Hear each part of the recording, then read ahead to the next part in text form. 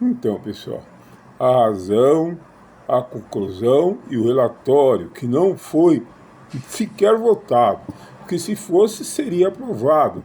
E o tal de Carlos Viana e o tal de Alfredo Gaspar ficariam com cara de palhaço que realmente só, né, tentaram enganar a população.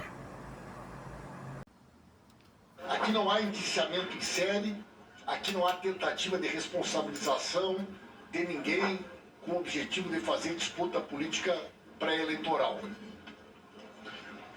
No que consiste, então, o nosso relatório?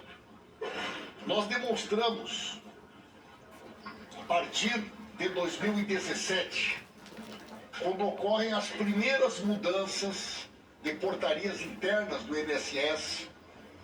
Até então, já existiam descontos associativos, mas nunca tinha ocorrido problema.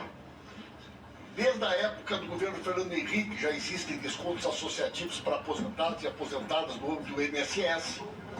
Mas, até 2017, não há nenhum registro de escândalo, não há nenhum registro de desconto indevido, sem autorização, por parte de aposentados e aposentadas no nosso país. Algumas entidades, em especial a Conafer, já vinham tentando obter autorização para fazer descontos associativos e nunca tinham conseguido. Essas tentativas sempre eram negadas, porque havia uma interpretação por parte do INSS que esses descontos só poderiam ser feitos por entidades que atuavam exclusivamente na representação de aposentados e aposentadas. Após o afastamento da presidenta Dilma, após o golpe contra a presidenta Dilma, ocorre a primeira mudança importante.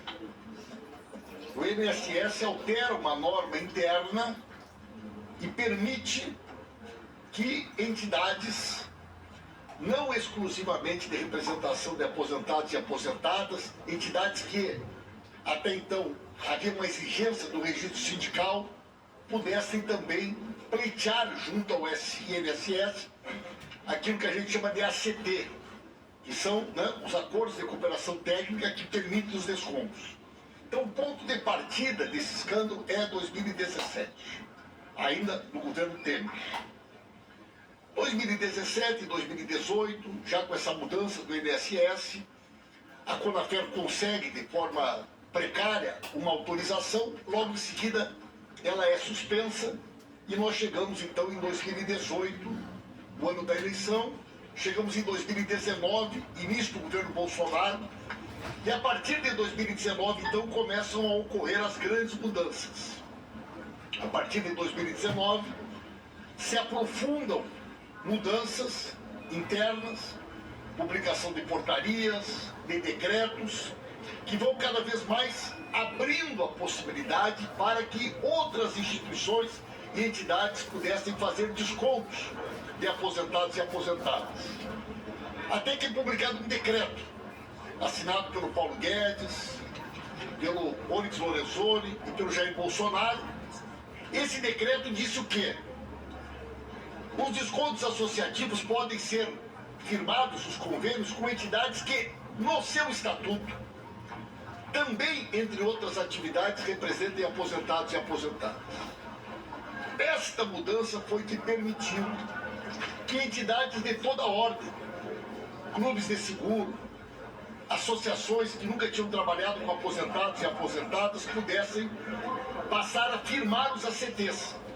Aí surgem as entidades fantasmas. Aí surge o grande volume de entidades que passam, então, a receber a autorização para fazer descontos associativos de aposentados e aposentadas. Só que havia um problema. Algumas dessas entidades tinham 3 associados, 4 associados, tinham autorização para descontos, mas não tinham associados.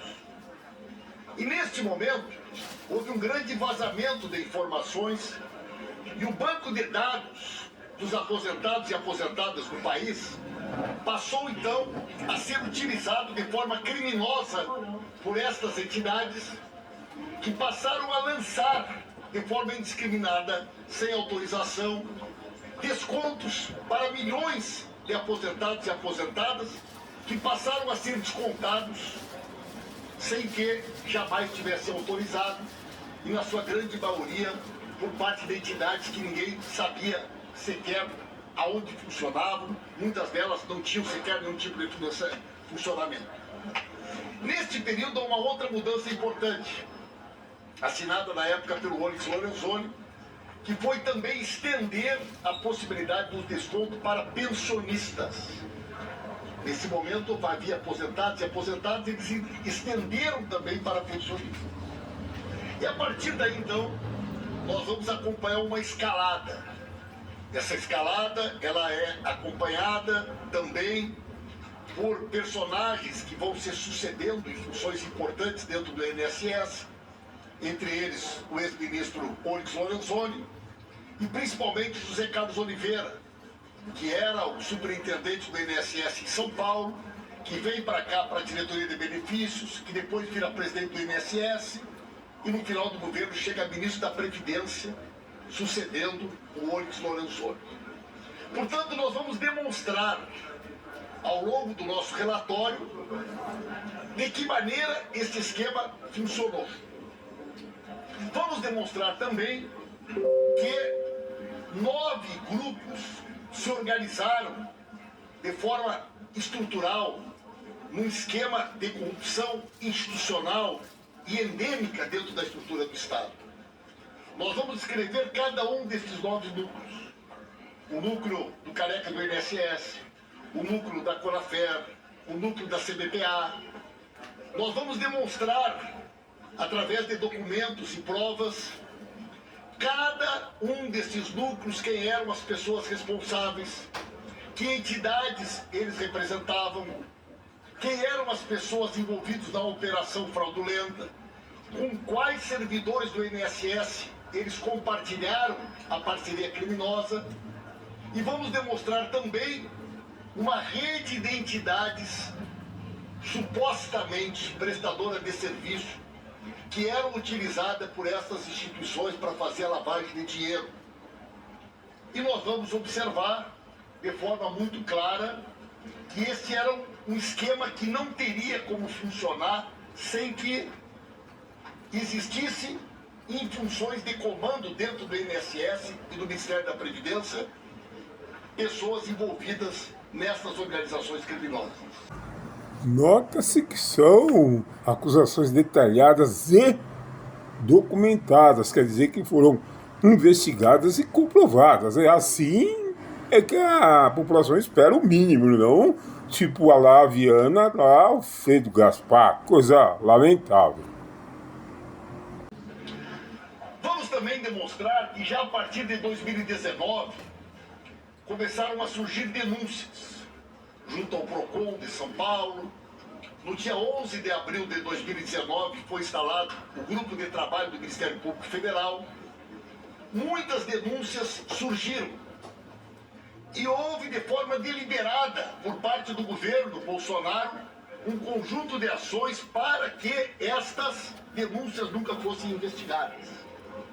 Não teve nenhuma operação, nenhuma ação por parte da CGU, da Polícia Federal.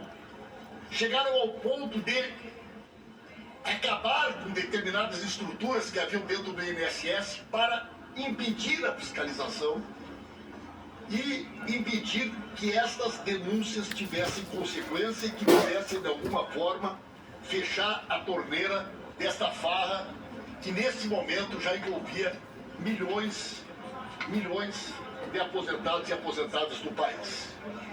Ficou bem claro também, né?